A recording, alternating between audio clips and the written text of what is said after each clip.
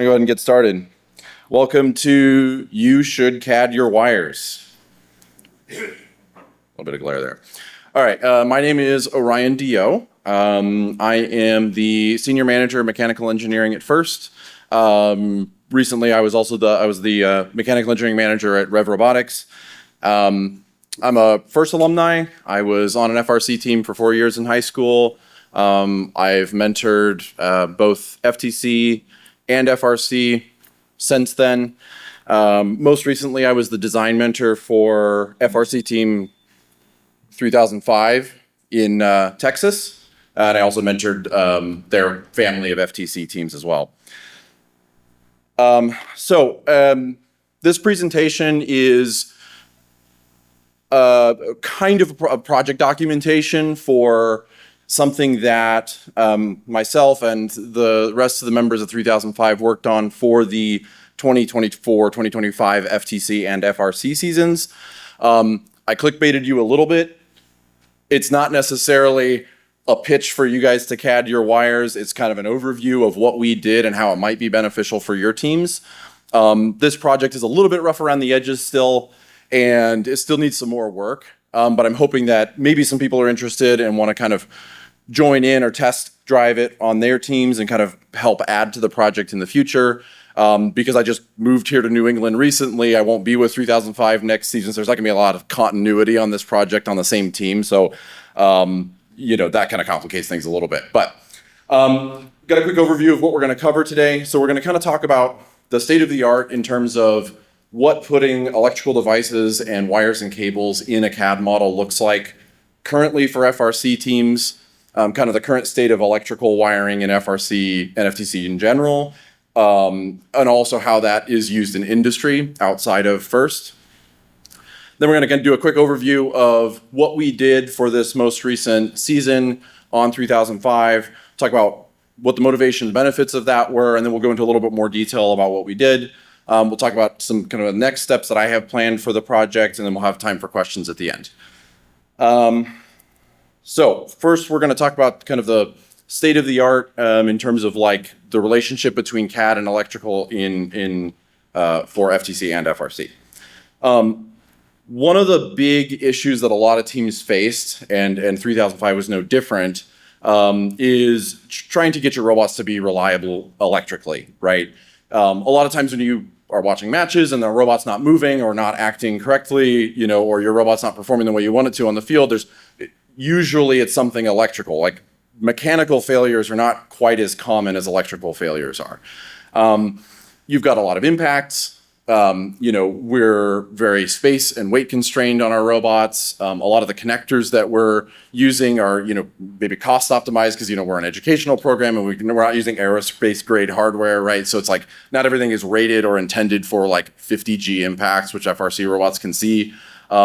And, with a lot of the like high bandwidth, high speed communication pathways that we've got, especially like CAN, those are just very sensitive to even very small connection problems in your cables, right? There's a lot of really common issues that teams see in their wiring that might cause failures of their robot.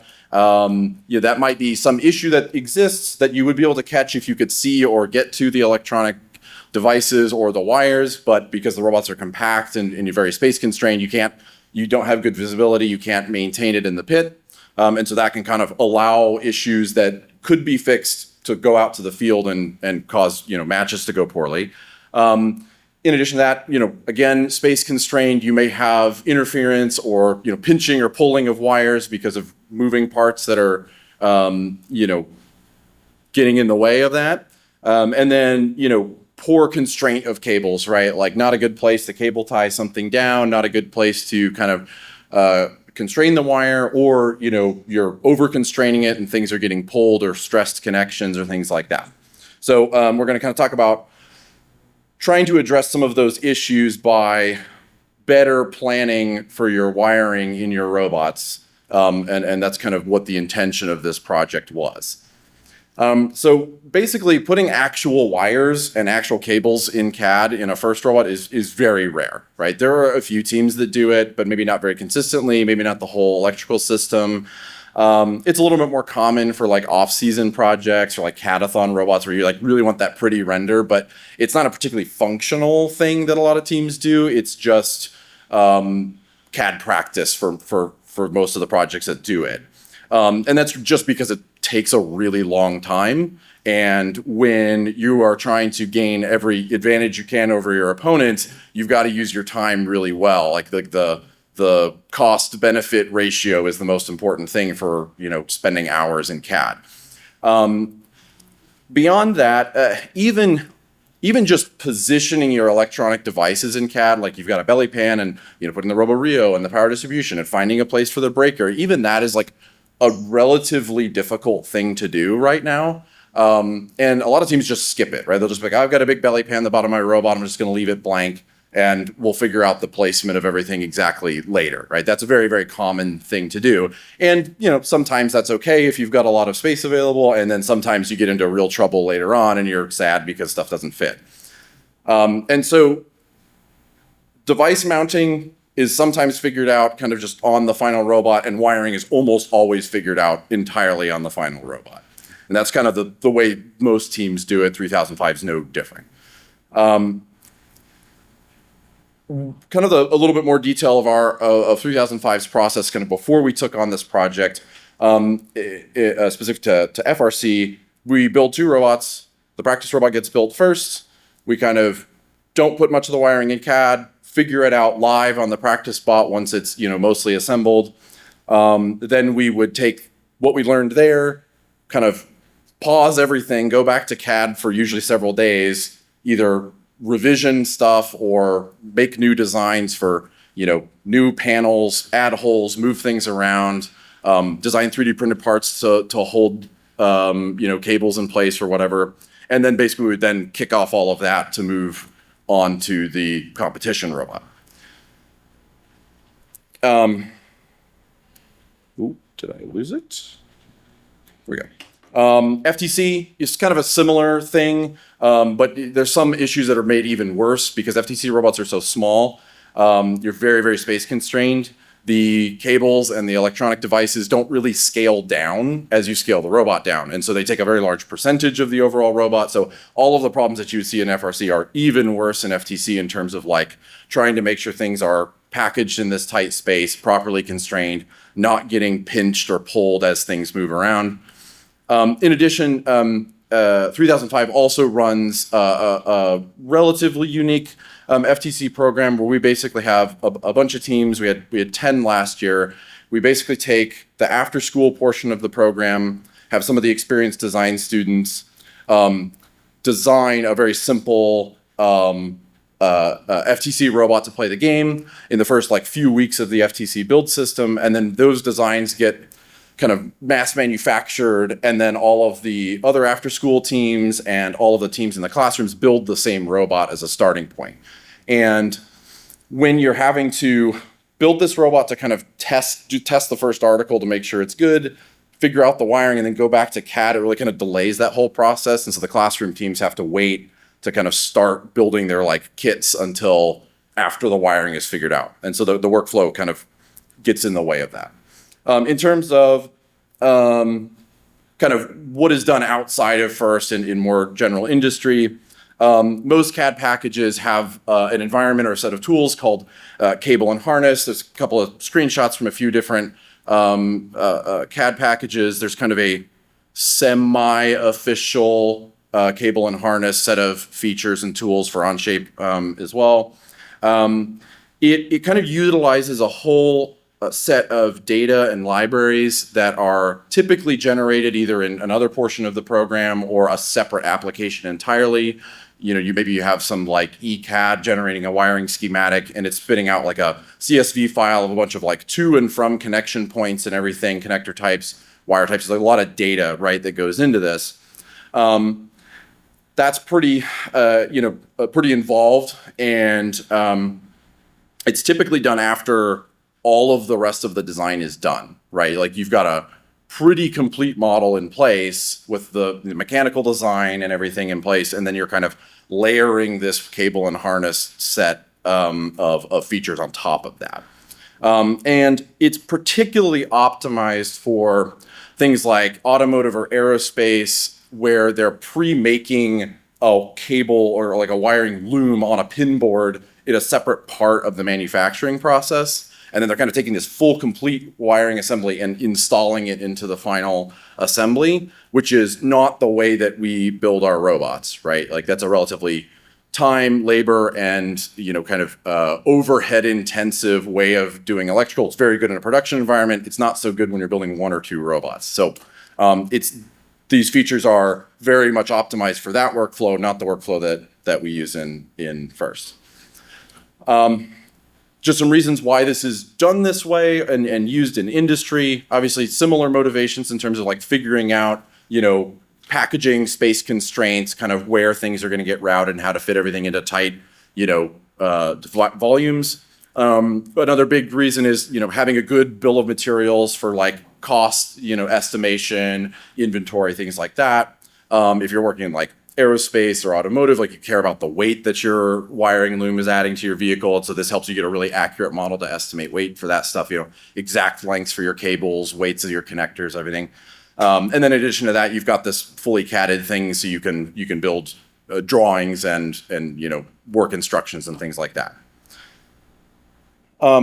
So in terms of why are we not just using cable and harness like commonly in FIRST right now? It's time is the big one, right? It takes a lot of data coming from those kind of like ECAD side of things. All of that data is a very time-consuming thing to put together and kind of translate into the final wiring CAD model.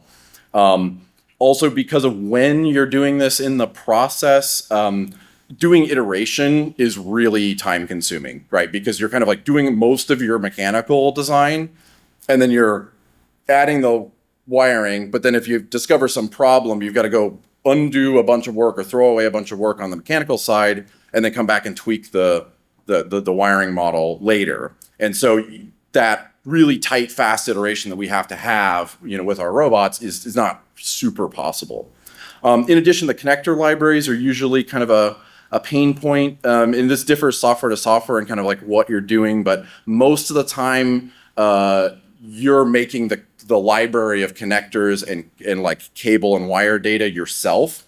There are some like pre-built ones that get distributed, but they may not have what you need. They're especially, again, optimized for like standard aerospace or like automotive connectors, things like that, and like using kind of the more like low cost hobby grade connectors that we're using in FTC or FRC are not generally present in these libraries. And so you have to kind of go develop that stuff yourself, and that's additional setup time and labor that you have to do if you wanted to use a cable and harness environment on your robot.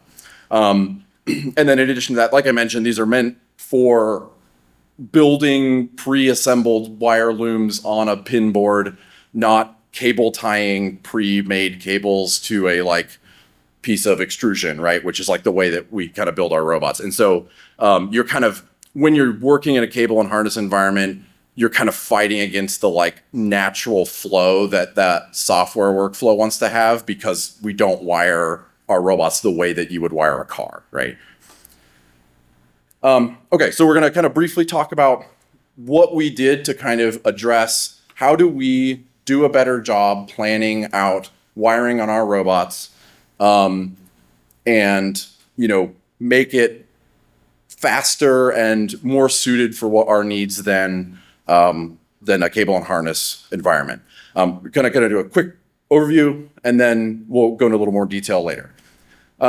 Okay, so this is building on top of a workflow that I call high fidelity block CAD. Now, quick show of hands, who was in this room for the last presentation by Ronan?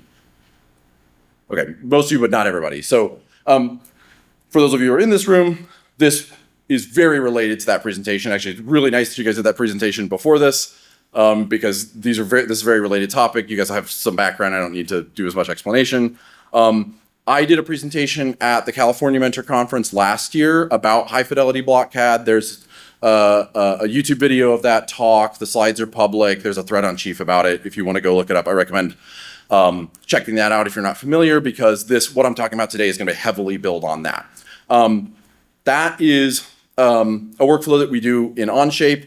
Basically, from this point forward on the talk, basically only going to talk about Onshape stuff. Technically, the workflow that we did is possible to do in another CAD program, but you would have to do a lot of work to get there. And like, there's some custom tooling and features that we've made to enable this that's unique to Onshape. So basically, this high fidelity block CAD workflow that 3005 does is kind of building this simplified 3D block model of the final robot, which you see here on the screen. This is not that unique. There's plenty of teams that do this. The 3005 approach is a little bit more involved compared to what like most teams are doing right now. And it's building on top of the existing kind of top-down workflow that Ronan outlined in his presentation, so there's a lot of similarities there. There's a few key differences, and they have some benefits that I won't go into here just for time. But the key differences are we're kind of building our layout sketches, which is what Ronan called master sketches in his presentation. And then we're in that same document, we're building this block model based on those layout sketches. And then instead of referencing layout sketches in our subsystems, we're only referencing the block CAD. And that's like a hard, fast rule. Like, we are never deriving a sketch into a subsystem. We are only referencing the block CAD. Again, there's reasons for that, but I won't go into them there. The critical thing here between the way that we're doing block CAD and the way that like most teams have been doing block CAD for a while now is that we're using final precise positions and sizes for these block components. So like when we're modeling a plate, right, we're modeling that plate at the actual thickness it's going to be on the final robot, right? And because the whole point is like accurate space claims and referencing your final model on your block CAD for actual positioning relative to themselves. We're figuring out like shaft locations, motor positions, gear center to centers, all that stuff's happening in the block CAD. We have this very accurate 3D model of the robot in this really simplified environment. The key thing here is this is done first. Very early in the design process, we have pretty good space claims for everything on the robot, not a single detailed part with holes and chamfers and stuff in it has been designed, right? We've kind of evolved this process over several years, and so this kind of like this wiring is built on top of that progress. And so the key like thing that we're trying out is like, okay, move the electrical design into the block CAD, right? We're doing most of the decision making in the block CAD process already, so move the electrical into that as well. That allows you to influence the mechanical design of your robot based on the needs of the electrical subsystem, which is the critical thing that's missing in a lot of first teams design and like CAD process right now. So if I need to move structural elements around to make wire pass-throughs possible, I can do that really fast and really easy in the block CAD as opposed to throwing away a bunch of detailed design that I've spent a lot more time on. Also, because you're doing it earlier in the process, there's kind of a psychological element to it where like you're not feeling the crunch of, oh God, competition is in 2 weeks. I need to hurry up and build the robot. I haven't cut parts yet. I need to go. You're kind of still in this like, I'm going to do this right, plan it out. You're less likely to skip this process, and that will end up saving you time in the long run. But like you're kind of tricking yourself into doing it when you should. This is still kind of related to a cable and harness workflow, like it's borrowing some concepts and methodologies from it, but it's significantly faster. It cuts out everything that's not necessary, and it's really optimized to try to do iteration quickly and in a really approachable way. Obviously, this is custom stuff that we've developed ourselves, so it's completely optimized for first teams, right? Like I don't know that this would be something you would want to use like in industry, but it's meant for first robot design. And then, like I said, there's some custom feature scripts that we made to do this, and so that's a unique thing to Onshape. Drink here.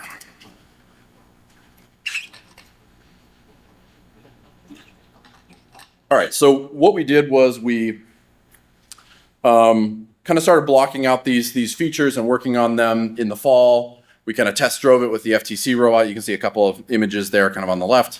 A little less components than an FRC robot, and so a little bit easier to test drive. We made iterations and improvements, and then we kind of put it on the FRC robot for real. Okay, so that's kind of the high level overview. We'll go to more detail in a minute. So let's talk about kind of like what motivated us to do this and what some of the benefits were. So this is related to the kind of higher level block CAD workflow, but it's a lot of it's centered around making sure all the designers are on the same page about what goes where and how much space they have to work with. And so that's similar for electrical, right? Like if you have a subsystem that's sitting in the middle of like a big cable run from one end of the robot to the other, and you've got, you know, one student working on that subsystem, but the electrical is not part of their subsystem, you still have this in this block CAD model, and you've kind of claimed that space. It's visible. Everybody's on the same page about where all the devices are on the overall robot, what volumes your wires pass through, and there's no confusion about, oh, you didn't leave enough space for the wires that run to my subsystem over here, because that's all physically in the model. There were also a few other things that like benefits just kind of popped up. It wasn't specifically planned out, but you know, this block model of the wiring was useful outside of the design phase, right? Like it was not only useful to the CAD students and mentors, it was useful to the build team. When they were wiring the robot, they would kind of just pull the model up, have it up on a screen so they could see where all the connections were. You know, we didn't need to make drawings or anything like that. They could just reference the 3D model, and it's detailed enough that they can just say, yeah, where do these cables run? Okay, I'm going to cable tie it to this part over here, right? And that kind of just happened passively, right? The students just kind of took that on and just used the model that way, which is a great benefit. Similarly, the programmers would reference to it if you know, we hadn't told them like the ports where something would go, they would just go to the model and look at, oh yeah, this is where this wire plugs into, right? And so they would just set the port number to the correct thing in code ahead of time.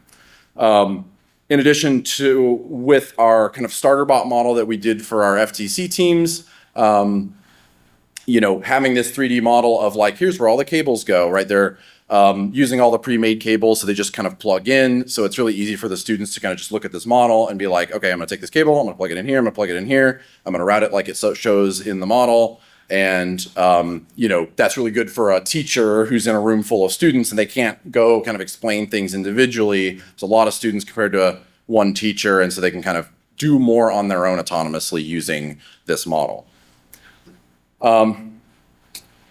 Particularly this workflow is well suited if you have multiple robots. I kind of mentioned how we like build the practice robot first. Then there's this weird pause where we go make the CAD work for the wiring better, and then we start the comp bot. You know, that kind of goes away or is drastically reduced, where we can kind of just build both robots either concurrently or one right after the other, saves time. And then the two robots are the same, right? Like they're much more similar. So in terms of you know, performing exactly the same way, acting exactly the same way, the two robots are a lot more similar. And then in addition to that, like because you've done a better job planning out your electrical, the practice bot's a lot more reliable, so you have a lot more uptime, right? I think for teams that are used to building practice robots, that robot's usually pretty crappy and tends to go down on you a lot. And so, you know, having a better practice robot gets you more practice time, like just straight up. And so that's a big benefit here. One of the things that I kind of don't address directly in this presentation, but I want to mention here, like all of this still requires that you actually know how to route your wires properly, right? So like nothing about this workflow makes you better at wiring a robot. It just gives you the tools to plan it out, right? And so like you still have to, you know the right ways to constrain cables and like how to build in enough slack that, you know, your arm is not going to like pull on the cable when it goes to full extension or whatever. You know, so you're gonna, if you can do all of that together, you'll see some of these benefits. Finally, like just your final model is just better. You know, it's just more complete, more polished from the beginning. You know, some of that benefit is in terms of communication, documentation, you know, just saving yourself time. I am sure that there are other people other than me that have fully assembled a robot without an RSL. Like, I'm sure I'm not the only one to forget that, right? All right, so like this screenshot you have here, that RSL like block model was in the CAD before a single part for the first robot got cut. And so we didn't forget the RSL. It was in there from the beginning. It was beautiful. It was I cannot tell you how wonderful that was. And then in addition, because you're kind of like staring at your electrical system the entire time you're doing CAD, you're thinking about things that you normally forget about, like how am I going to get to this device, right? Like how am I going to install these wires, like assembly order and things like that. As long as you're thinking about it, you have the tools and you have the visualization to see that stuff and work with it. Again, it's like you have to be making good decisions, but you have the tools to enable you to make those decisions and make them very, very early in the design process. Okay, so we're going to go into a little more detail about what we actually did and how we did it. So high-level overview of the workflow. We're going to go into more detail on each of these elements in subsequent slides. So first off, we're kind of working on block CAD. We've got, the model is progressing. Maybe not all the components of the robot are in there finally or fully like fleshed out, but we've got some of the mechanical structure in place. We start adding the electrical devices in block CAD. There's a feature script that does that I'll talk about. Then once we've got all the devices kind of positioned where we think we want them to go, we start connecting them all together with the wiring runs in block CAD. There's another feature script that does that. And then once we've kind of got all that finished, we finish the block CAD like we normally would. We derive them into all the subsystem part studios, start working on detail CAD, kind of in the normal workflow that we would use. And then the one final thing that we did that is, we chose to do it.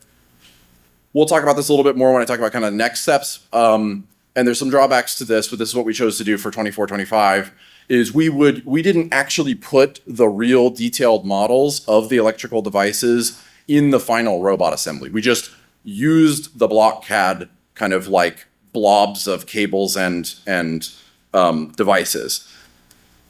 That saves a lot of time, especially since the block CAD is so detailed that those are essentially like fully dependable models that that's why we did it. And it worked pretty well, but it did have some drawbacks, which we'll talk about. Okay, so going into a little bit more detail with some images of those different steps. These are some screenshots of kind of like the step where we were adding the electrical devices to the block CAD. You can see simplified models here of like the RoboRio and the radio and things like that. They've got mate connectors where all the electrical connections are. And we'll use those mate connectors later. All the mate connectors are like nicely named in the feature tree, so you know which mate connector goes to which without like fumbling around in the model either if you don't want to. Once those are all positioned, we're adding these block wires. They're just, dumb cylinders, kind of swept along the path of the wire. They're generally a little bit larger than the real wires are, just to kind of like claim that space. We'll go into more detail about how this feature script works in a couple slides. The key thing here that we're doing is you'll kind of notice all the different colors. We were kind of building a single body part for an entire electrical subsystem. So like in this image, like the battery is one, and then this like giant pink thing, that's the power distribution subsystem. There's the light green is like the RoboRio and the RSL for like communications. If we had had other sensors and stuff in here, though, that would have showed up in that pathway as well. The orange is the like network, like Ethernet stuff. And then there's a dark green in here for the CAN loop as well. So those are all, each one of those is a single part. All the geometry is Boolean together to like make a big single body, and then they're color coded to kind of be able to tell them apart. And then this is what it looks like in a part studio. So normally when we do our block CAD derives, we kind of set them to this like transparent purple color just to make it really clear to the designer, like this is not a real part, this is a representation part. It's kind of like acting like it would look, it's kind of like looking like it would if you were doing in context, but it's not in context. It's just make it transparent so it's not in your way. And then we do a bunch of showing and hiding to like get them out of our way if we don't need them there.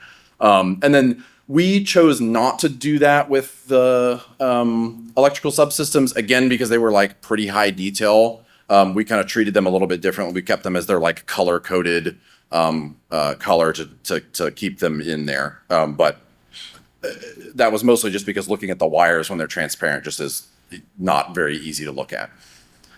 And then, like I said, we were inserting the actual block CAD models of the electrical subsystems into the assembly instead of like going and making a more detailed model of it. And so this is like the drivetrain subsystem, and then the full robot assembly. Now this is our first time through the process. There's some parts of the electrical system that are still missing in this design, so like it's not 100% complete. The full CAD of the robot is available. One of our team members posted it on Chief Delphi like last night, so it's available if you want to go look at it. You'll see there's plenty of stuff that's not there, but we got a large portion of it, and we got the most space-constrained things designed from the beginning. Okay, so let's talk about the actual tools that we built. So there were two big ones. The first one is this block CAD insert feature script. This is not an entirely unique concept. There are one or two other feature scripts out there that do a similar thing. And it's basically, we built this library of these like simplified single body block models of common electromechanical devices, right? We only made the devices that we use on 3005, but like you could make anything that you want, any of the motors, any of the sensors that are available on the market. But we basically made this library just in the same document as the feature script. And a lot of these are optimized for the electrical kind of use case, where we've got the mate connectors, obviously, for the wiring connections. What we did was we designed block versions of the connectors, like pre-plugged into the ports with no wire or cable coming out of it. And that's kind of like to kind of represent the positioning of the wire and the accurate space claim of, yeah, this plug is in this port. And then we just kind of like pre-populate all the ports. Don't worry about it if you don't use all of them. They're just kind of there. It's fine. We've got a lot of configurations, especially for things like this motor and gearbox model here, where like it's a max planetary. You can change the number of stages, and you can change which motor is on the front, and it'll update kind of just based on all of your configuration options. Basically, we started off using the built-in derive feature to just bring these block models in. But because of the way that the derive feature script works with context merging and stuff, it doesn't actually work for this, because you can't context merge multiple models of the same configuration in the same part studio. So when you're trying to insert like, oh, I have 8 motors that are all the same, the derive feature script won't let you do that. So we had to kind of like, this feature script was originally a way to kind of work around that. But it ends up bundling a lot of really convenient features into all one interface anyways. So it ends up being a lot faster. And so it's a really nice workflow. It's handling, selecting which block you want to insert, setting the configuration of that block, and then positioning it in the model. We're kind of like snapping it to a mate connector, and you can reorient it and everything. And it's a really, really simple, but really powerful set of options that you have in a single feature. And then there's a few like kind of weird cases when you're bringing in like multiple different models with lots of mate connectors and things. And so this does some like cleanup work on the backside to like not have a bunch of excess mate connectors that you're not expecting. Here's some examples of like this in use, like some of the user interface, inserting a 90-degree ultraplanetary here, and like early in our block CAD model of our robot. These block models are very useful for just mechanical design, in addition to the electrical workflow as well, because you're space claiming the motors. They're just detailed enough to be very recognizable and have an accurate space claim, where like if you're just looking at the model, you know what motor or what gearbox that is just by its shape. But other than that, there not a lot of detail. Okay, and then the second custom feature we made was this block CAD wiring feature script. The idea here is, yes, we wire robots after we've built them, because we didn't have the CAD tools to like plan the wiring out in CAD ahead of time. But that's not the only reason we do it. We actually do it because the methodology of figuring out the wiring on the real robot is really intuitive and really good for iteration, especially for a material that's as complicated in its behavior as a flexible piece of cable, right? That's not such an easy thing to like, how is this cable going to bend, and like what bend radius can I use, and how is it going to move when this arm? It's a whole lot easier to figure out in real life than it is in kind of a rigid CAD model.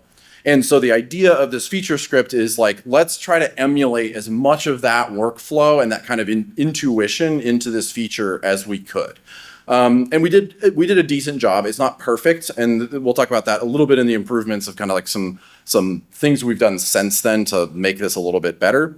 But the idea is like you start off knowing I'm connecting from here and I'm connecting to here, right? You've got the start and the end point. You pick those first. You know what those are. Those are easy. You're just picking mate connectors on two of your inserted blocks in like the vast majority of cases. Generally speaking, you don't know how long the cable is going to be. Sometimes if you've got a pre-made cable, you do know that length ahead of time. We'll talk about that in a little bit. But generally speaking, you don't really care how long this run of 12 gauge wire is. You just need it to get from point A to point B and generally be, properly constrained and not get in the way of anything. The behavior of, the cables in terms of how they bend and loop and things like that, we wanted that to be handled in a kind of organic, like realistic way. And so like when you're kind of like going from your belly pan up to another piece of structure and you're doing these like kind of S bends, or you're doing a loop to take up, slack in some part of the robot, we wanted that to kind of be pretty easy to replicate in this feature without having to create like a whole big like helix to do a sweep and like do a bunch of complicated CAD work. And then what we wanted to be able to do was like build up the whole like between point A and point B, like where does the cable go? Be able to kind of like build that out, test it, see what it looks like, tear it all apart and try something else, like a really simple and straightforward workflow, or make radical adjustments to that path in between, in a very like tight iteration loop. This is all about time, right? It's all about going fast. And so, anything that's not, any detail that's not helping you actually solve the problems that need to happen on your robot, we weren't putting into this feature. So like multi-conductor cables, like we use a lot of peel apart, like 12 gauge cables, got the black and the red like together. A lot of teams use that. Like don't represent that as two wires side by side, just represent it as one large round like body that's tracing the path, right? That keeps your regen time good, like it's claiming the correct space and it's good enough for what you're trying to do. No connectors, right? Like the connectors that are typically part of your like the cable and harness workflows, they're not handled here. It's purely just the round body of the cable. The connectors are handled by the block models, like I mentioned. And then try to minimize the number of extra features that you need in your feature tree to constrain and route the wiring the way that you want, right? There's a few options in the feature script. You can route through mate connectors. That's definitely the bread and butter. You can connect through points and like vertices, and then you can also use a sketch to drive the routing as well. There's a screenshot on another slide that I'll show you. And then you kind of are defining this by, you have a list, just an array of intermediate stations for the wire, and the intermediate stations can route through all of these things that I've mentioned, and you can kind of like change parameters for each one. You can reorder them, you can add them, insert them, delete them, and kind of just play with like where are all the stops that this wire goes through to get to the end point. Here's some screenshots here. This image on the right is like one of the more complicated cable runs on the robot to get from the power distribution board to the like one of the swerve modules. Had to route around a bunch of stuff. You can see, I don't know how easy that like feature dialog is to read, but there's a list of intermediate stations there of like with all the different options. And then this image on the right is the sketch that we use to do the majority of our routing on the belly pan. One of the nice things about this is it's just one sketch that routes like a whole bunch of these different wire features. And then the other thing too is the sketch is just placed on the like belly pan of the robot, and then the feature script handles like offsetting the wire, so it's like sitting on the belly pan realistically. We also did some like stacking where we'd have multi-level cables that's all handled through the feature script, so you don't have to be like inserting planes and offsetting them and then putting sketches on those planes to create like a centerline sweep like you would do if you were using the sweep tool. Okay, so that's kind of like that's as much detail as I want to go into on the tools. A few issues we encountered, we just didn't make our 12 gauge wires big enough. Like we used, I think 8 millimeters, like they just should have been larger. So we still had some places where like, ooh, we don't have quite enough room to route this giant bundle of cables through. that was largely a function of how complicated the robot was.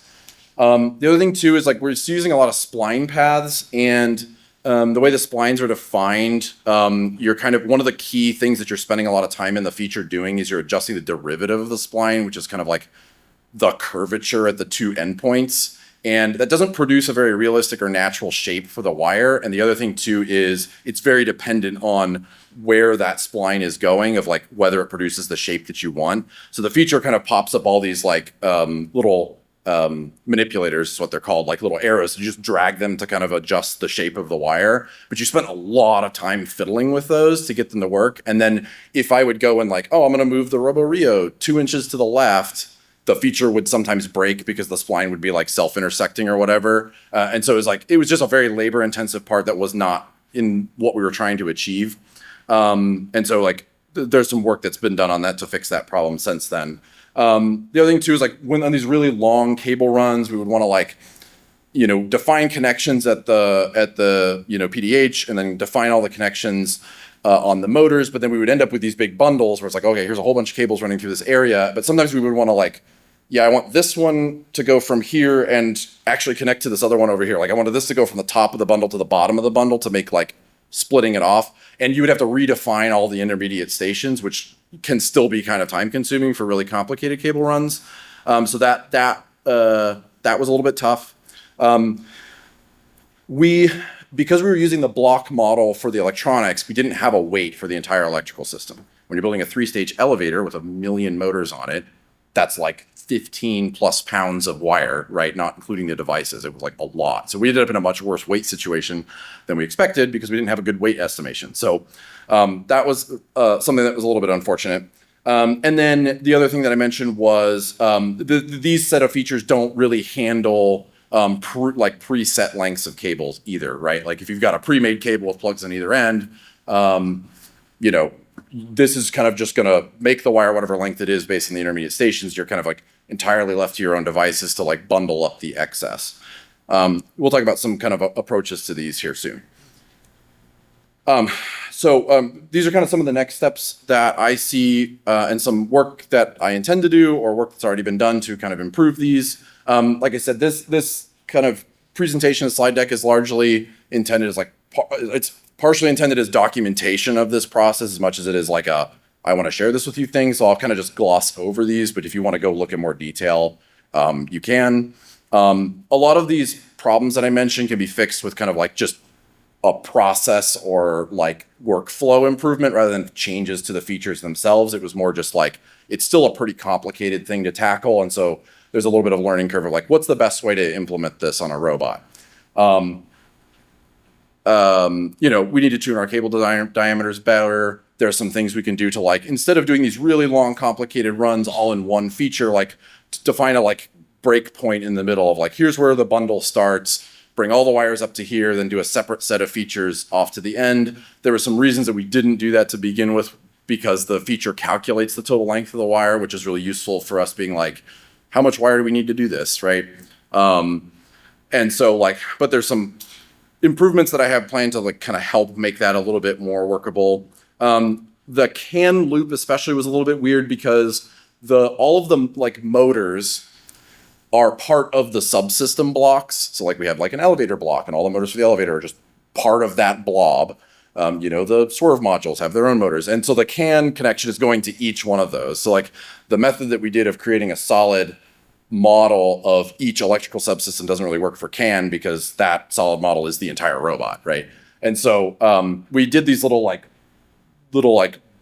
jumper things in the CAD just to physically connect the bodies together. I didn't want to use composite parts because when you're having a student go start a model, by default, Onshape filters out composite parts. And so they open it up and they're like, Block CAD, right? They see a list and they just select stuff from the list. Well, the composite parts aren't there and they don't select them. And so they just don't put the wires in the model, which defeats the whole purpose. And so I was like, I don't want to use composite parts for this because they just will get forgotten. And so I think looking in hindsight, I think I probably should have just like pushed us to use composite parts, and then just done some training on the part of the students to just make sure they don't forget it. There's also not that many subsystems on a robot, so for me at the end of a meeting to go through and like check each one individually and just make sure they insert it properly is not that much work. And I think a very short amount of training would have solved that problem.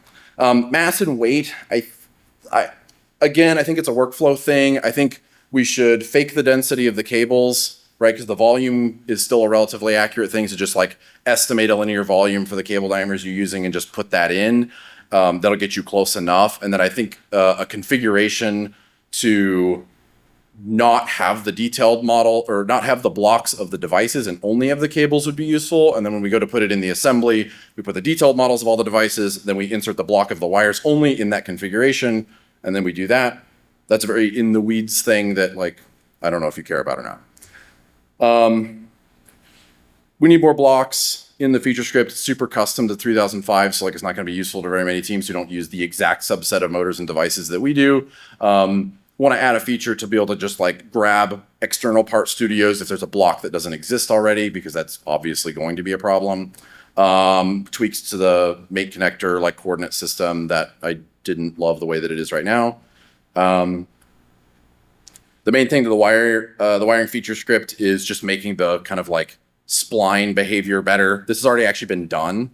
I've got some screenshots of like a before and after. This is kind of a hacky like fix, but I did a decent amount of stress testing and it seems to be good enough that it's like produces a much more realistic wire. It's not perfect, but it's significantly better than it was.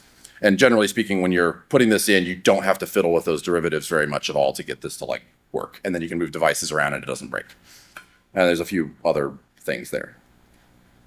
So if anybody's interested in this, this project's in a little bit earlier of a state than I would normally like want to share something like this, but because I've moved and I'm not going to be on the same team anymore, it was kind of like, all right, well, now's the time to share it. It's also complicated enough that I'd like to see how good this is for not specifically me and my team and the way that we do things, because like it's kind of hard to tell, like, is this just an us thing or is this actually useful to other people? And so if you're interested in this, you think this would help your team kind of, do better electrical design on your robots. I have links here to the robot from 3005 from last year that you can kind of look as an example. I've got links to the 2 feature scripts. If you feel like using them, this slide deck will be shared and then you'll be able to access the links. I think these are all being posted on Chief. If not, I'll make sure it is.